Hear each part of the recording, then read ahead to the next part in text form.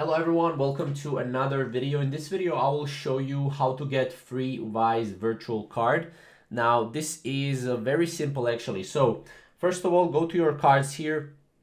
And here, as you can see, you can get a digital card for free. With this card, you can spend online and in store. You can add to Apple and Google Pay, which is great. You have a peace of mind and it instantly generates you new card details, which is great. So we can click get yours here. And once we click get yours, as you can see, your digital card is ready to use. So now what we can do is we can exit out of it or show me my cards. Here we will have two cards because I already had one, right?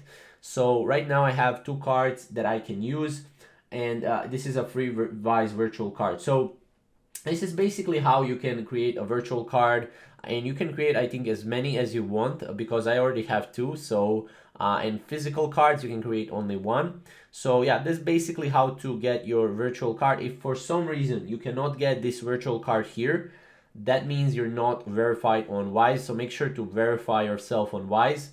And if after that you cannot get your card, then definitely comment down below and I'll try to help you out.